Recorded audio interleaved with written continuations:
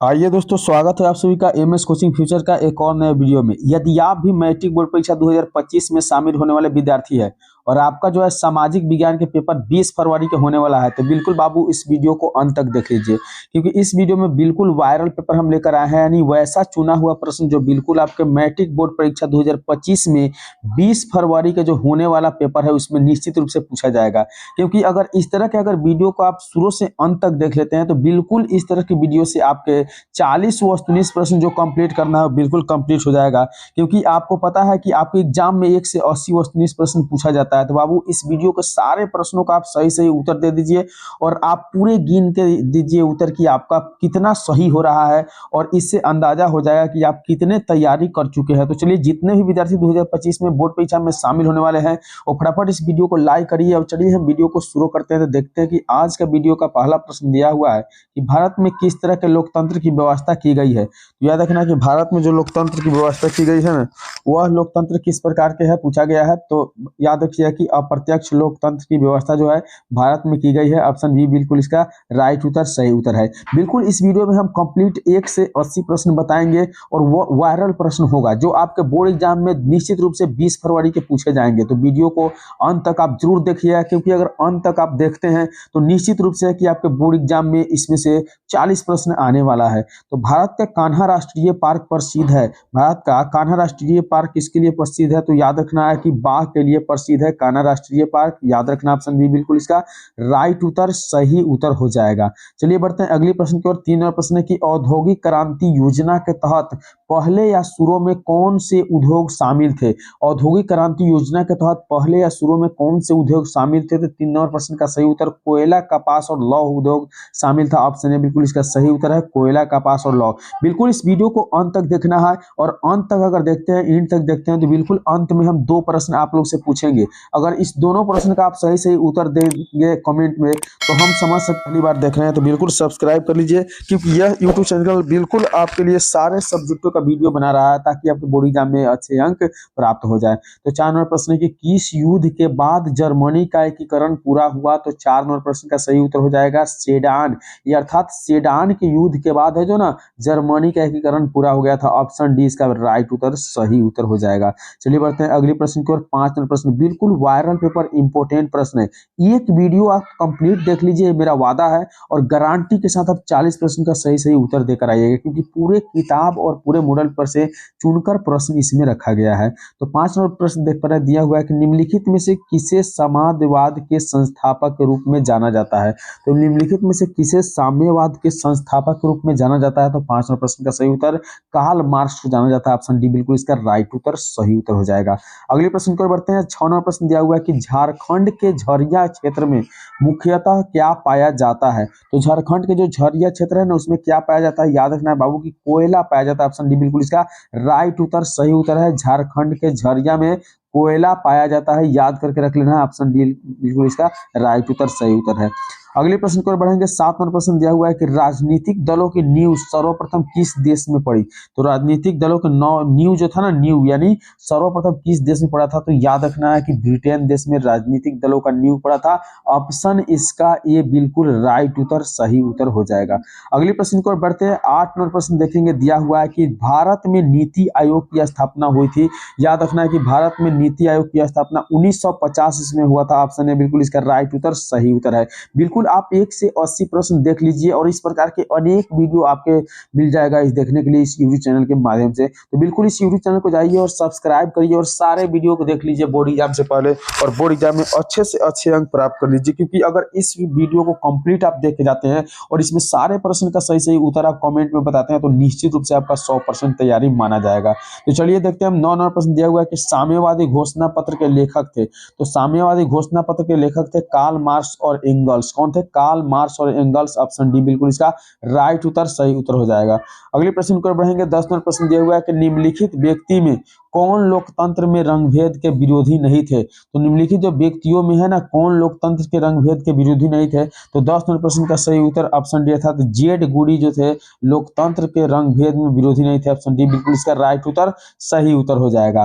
चलिए बढ़ते हैं अगले प्रश्न की ओर। 11 नंबर प्रश्न दिया हुआ है कि हिंद स्वराज पुस्तक के लेखक कौन थे। तो हिंद स्वराज पुस्तक जो थे ना उसका लेखक थे महात्मा गांधी। याद रखना ऑप्शन है बिल्कुल इसका राइट उत्तर सही उत्तर हो जाएगा। तो कंप्लीट हम लोग 1 से 80 प्रश्न देखने वाले हैं। तो बिल्कुल सारे प्रश्नों को आप याद कर लीजिए और इसमें जो भी प्रश्न बताया जा रहा है बिल्कुल आपके एग्जाम में आने वाला है। तो 12 नंबर प्रश्न में देख पा रहे हैं दिया हुआ है कि निम्नलिखित में से कौन सा संसाधन भारत में मुद्रा जारी करने के लिए अधिकृत है। तो निम्नलिखित में कौन संसाधन है जो मुद्रा जारी करने के लिए अधिकृत होता है। तो 12 नंबर प्रश्न का सही उत्तर ऑप्शन ए था रिजर्व बैंक ऑफ इंडिया। अगली प्रश्न 13 नंबर प्रश्न में दिया हुआ है कि राजनीतिक दलों की मान्यता और उसका चिन्ह किसके द्वारा प्रदान किया जाता है। तो राजनीतिक दलों का चिन्ह जो प्रदान किया जाता है ना, याद रखना है कि इस प्रश्न का सही उत्तर निर्वाचन आयोग के द्वारा राजनीतिक दलों का मान्यता और उसका चिन्ह प्रदान किया जाता है। ऑप्शन सी बिल्कुल इसका राइट उत्तर सही उत्तर हो जाएगा। अगली प्रश्न की ओर बढ़ते हैं। 14 नंबर प्रश्न दिया हुआ है कि कौन से संशोधन अधिनियम द्वारा सरकार का तीसरा स्तर बनाया गया था। तो कौन से संशोधन के द्वारा तीसरा स्तर बनाया गया था। याद रखना है कि 71वां संशोधन के द्वारा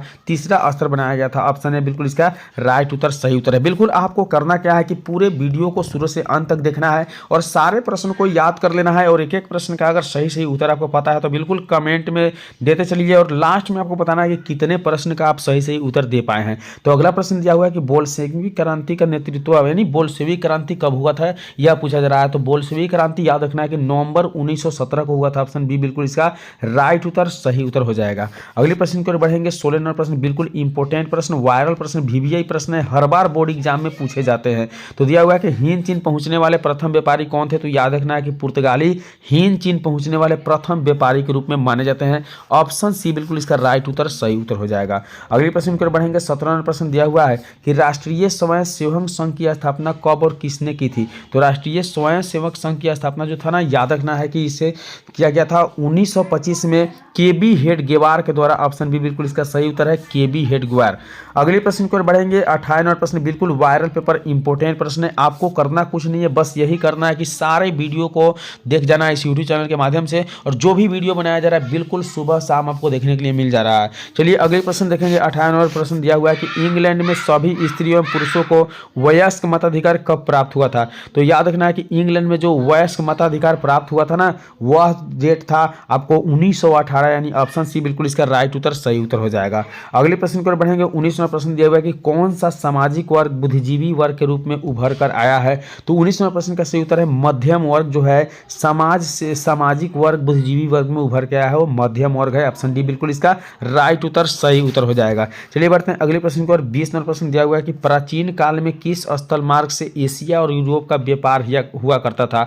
तो प्राचीन काल में जो स्थल मार्ग से ना किस मार्ग से यूरोप और एशिया का व्यापार हुआ करता था यह पूछा जा रहा है। तो 20 नंबर प्रश्न का सही उत्तर है रेशम मार्ग के द्वारा किया जाता था। ऑप्शन बी बिल्कुल इसका राइट उत्तर सही उत्तर हो जाएगा। चलिए बढ़ते हैं अगले प्रश्न की ओर। 21 नंबर प्रश्न दिया हुआ है कि आर्थिक संकट के कारण यूरोप में कौन सी नई शासन प्रणाली का उदय हुआ था। तो आर्थिक संकट के कारण जो उदय हुआ था ना वह प्रणाली था आपका फांसीवादी नाजीवादी शासन यानी ऑप्शन सी बिल्कुल इसका राइट उत्तर सही उत्तर हो जाएगा। चलिए बढ़ते हैं अगले प्रश्न की ओर। 22 नंबर प्रश्न दिया हुआ है कि किस पत्र ने रातों रात वर्नाक्यूलर एक्ट को जो है ना बचने के लिए अपनी भाषा बदल दिया था। तो किस पत्र ने जो है रातों रात वर्नाक्यूलर प्रेस एक्ट से बचने के लिए अपनी भाषा बदल दिया था। तो 22 नंबर प्रश्न का सही उत्तर है अमृत बाजार पत्रिका यानी ऑप्शन सी बिल्कुल इसका राइट उत्तर अमृत बाजार पत्रिका हो जाएगा। अगले प्रश्न 23 नंबर प्रश्न दिया हुआ है कि किसने कहा मुद्रण ईश्वर के दी गई महानतम सबसे बड़ा तोहफा है।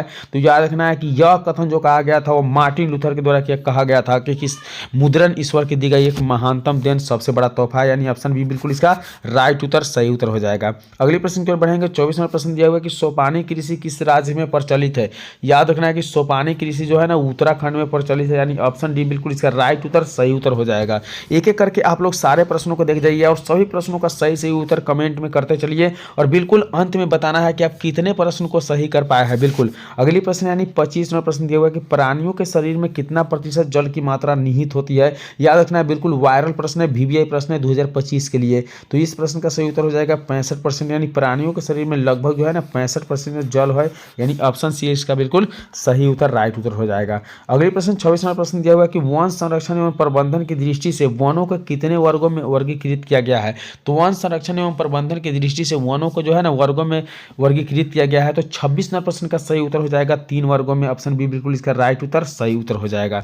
चलिए बढ़ते हैं अगले प्रश्न की ओर। 27 नंबर प्रश्न दिया हुआ है कि एक एनजीओ की वानिका रिपोर्ट के अनुसार 1948 में विश्व में कितने हेक्टेयर भूमि पर वन का विस्तार किया गया है। तो 27 नंबर प्रश्न का सही उत्तर ऑप्शन बी था 400 करोड़ हेक्टेयर। बिल्कुल राइट उत्तर सही उत्तर हो जाएगा। चलिए बढ़ते हैं अगले प्रश्न की ओर। अगले प्रश्न 28 नंबर प्रश्न दिया हुआ है कि 1 टन इस्पात बनाने में कितने मैग्नीज का उपयोग किया जाता है। तो 1 टन इस्पात बनाने में मैग्नीज का जो उपयोग होता है वह 10 किलोग्राम मैग्नीज का उपयोग होता है। ऑप्शन बी बिल्कुल इसका राइट उत्तर सही उत्तर हो जाएगा। चलिए बढ़ते हैं अगले प्रश्न की ओर। 29 नंबर प्रश्न बिल्कुल इंपॉर्टेंट प्रश्न, वायरल प्रश्न है, दिया हुआ है कोयले का सर्वोत्तम प्रकार कौन सा है। तो कोयले का सर्वोत्तम प्रकार जो है ना एंथ्रेसाइट है। ऑप्शन ए बिल्कुल इसका राइट उत्तर सही उत्तर हो जाएगा। अगले प्रश्न की ओर बढ़ेंगे। 30 नंबर प्रश्न दिया हुआ है कि इनमें से कौन सा उपभोक्ता उद्योग है। तो 30 नंबर प्रश्न का सही उत्तर है चीनी उद्योग एक प्रकार से उपभोक्ता उद्योग है। ऑप्शन सी बिल्कुल इसका राइट उत्तर सही उत्तर हो जाएगा। तो फटाफट हम लोग 1 से 80 प्रश्न को कंप्लीट करेंगे इस वीडियो में। तो अगले प्रश्न 31 नंबर प्रश्न देख पा रहे हैं, दिया हुआ है कि भारतीय अंतर्देशीय जलमार्ग प्राधिकरण का गठन किस वर्ष हुआ था। तो याद रखना कि भारतीय अंतर्देशीय जलमार्ग प्राधिकरण का गठन जो हुआ था ना वह हुआ था आपको 1986 ईस्वी में। ऑप्शन ए बिल्कुल इसका राइट उत्तर सही उत्तर हो जाएगा। चलिए बढ़ते हैं अगले प्रश्न की ओर। 32 नंबर प्रश्न दिया हुआ है कि पाइराइट किस प्रकार के खनिज होता है। तो याद रखना कि पाइराइट एक प्रकार के धातुई खनिज होता है, यानी ऑप्शन ए बिल्कुल इसका राइट उत्तर सही उत्तर हो जाएगा। एक एक करके आप सारे प्रश्नों को देख जाइए और सभी प्रश्नों का सही सही उत्तर देते चलिए और अंत में आपको जरूर बताना है कि कितने प्रश्न का उत्तर आप सही सही दे पाए हैं। तो 33 नंबर प्रश्न में दिया गया कि 2001 की जनगणना के अनुसार बिहार के नागरिक आबादी है। तो 2001 की जनगणना के अनुसार जो नगरीय आबादी है ना वो 2.5%। ऑप्शन सी बिल्कुल इसका राइट उत्तर 2.5 हो जाएगा। चलिए बढ़ते हैं अगले प्रश्न की ओर। 34 नंबर प्रश्न दिया हुआ है कि संघ सरकार का उदाहरण है। याद रखना है कि संघ सरकार का उदाहरण जो होता है ना अमेरिका होता है। ऑप्शन ए बिल्कुल इसका राइट उत्तर सही उत्तर हो जाएगा। एक से एक इंपॉर्टेंट प्रश्न है इस वीडियो में, तो अंत तक आप जरूर देखेंगे।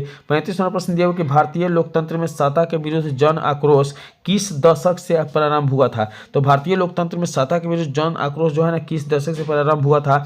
इस प्रश्न का सही उत्तर हो जाएगा 1970 के दशक में, यानी ऑप्शन बी बिल्कुल इसके राइट उत्तर है 1970 के दशक में। अगले प्रश्न यानी 36 नंबर प्रश्न देखेंगे, दिया हुआ है कि चिपको आंदोलन निम्नलिखित में से किससे संबंधित है। तो याद रखना है कि चिपको आंदोलन जो संबंधित है ना यह पूछा जा रहा है। तो पेड़ बचाने को लेकर चिपको आंदोलन चलाया गया था उत्तराखंड में। ऑप्शन ए बिल्कुल इसका राइट उत्तर सही उत्तर हो जाएगा। अगले प्रश्न दिया हुआ है 37 नंबर प्रश्न की ताड़ी विरोधी आंदोलन निम्नलिखित में से किस प्रांत में शुरू किया गया था। याद रखना है कि ताड़ी विरोधी आंदोलन जो है ना आंध्र प्रदेश में शुरू किया गया था। ऑप्शन सी बिल्कुल इसका राइट उत्तर सही उत्तर हो जाएगा। चलिए बढ़ते हैं अगले प्रश्न को। 38वां प्रश्न दिया हुआ है कि राजनीतिक दलों की नींव सर्वप्रथम किस देश में पड़ी थी।